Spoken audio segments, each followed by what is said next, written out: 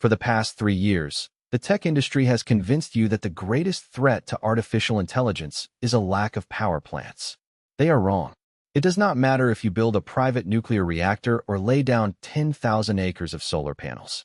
If this single 300-ton block of copper and steel fails, the most advanced neural networks on Earth instantly go dark. And right now, we are running out of them. Microsoft is buying the entire output of a restarted nuclear reactor at 3 Mile Island.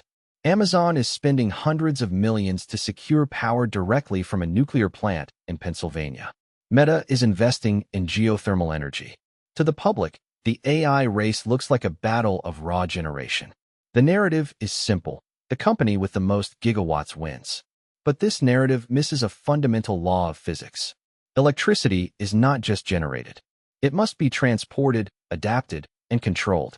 And the infrastructure we rely on to do that is quietly collapsing under the weight of the digital gold rush.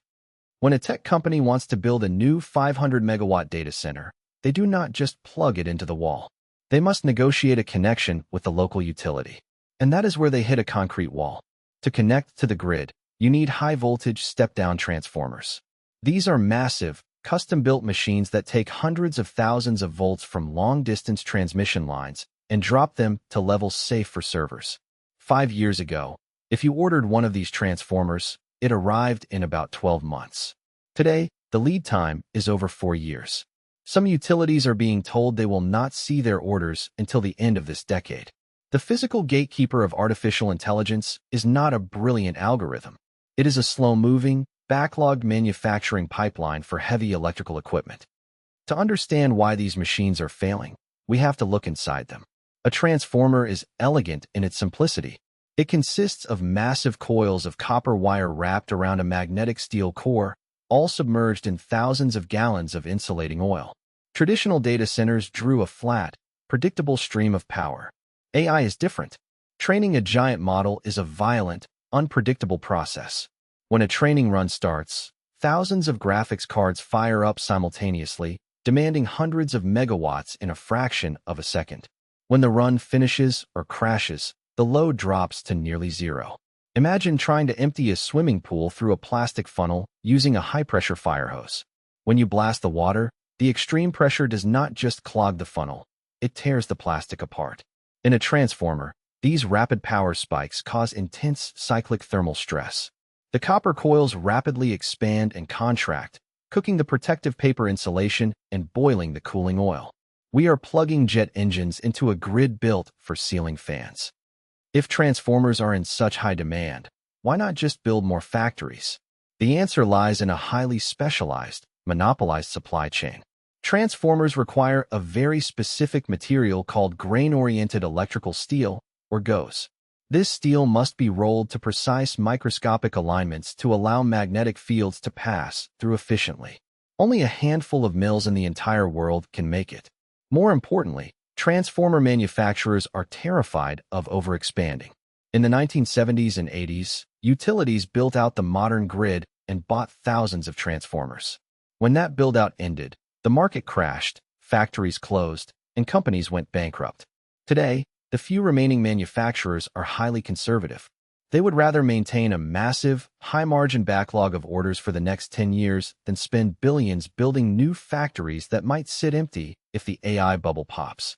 They are intentionally keeping the bottleneck tight to protect their own survival. This explains why the ultimate tech industry flex, buying a nuclear power plant and building a data center right next to it, is a mirage. Tech executives call this behind-the-meter colocation. They think that by bypassing the public transmission lines, they can bypass the grid entirely. But they cannot escape the laws of physics. Even if you are 30 feet from a nuclear turbine, that turbine generates electricity at tens of thousands of volts, while servers run on less than 1 volt. You still need massive, specialized step-down transformers to bridge that gap. Furthermore, grid operators are stepping in to block these deals. They use complex open energy system models to simulate the impact of these giant loads.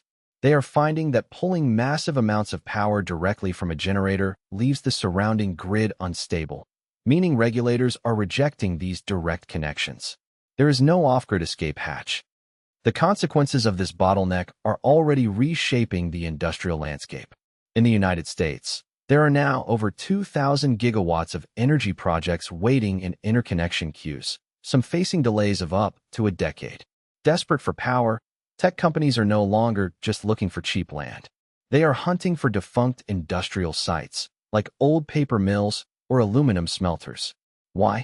Because these abandoned factories already have active grid connections and, crucially, working high-voltage substations. Tech giants are buying failing businesses just to salvage their old electrical equipment.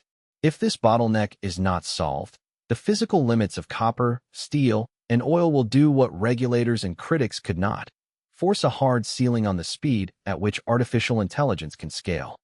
We have spent decades believing that the digital world exists in a weightless cloud, limited only by the speed of human ingenuity and software code.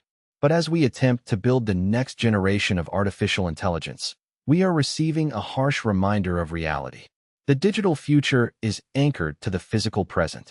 The ultimate fate of the AI revolution does not depend on the genius of Silicon Valley programmers. It depends on a slow, grinding, heavy industry that builds silent, humming metal boxes in the dirt.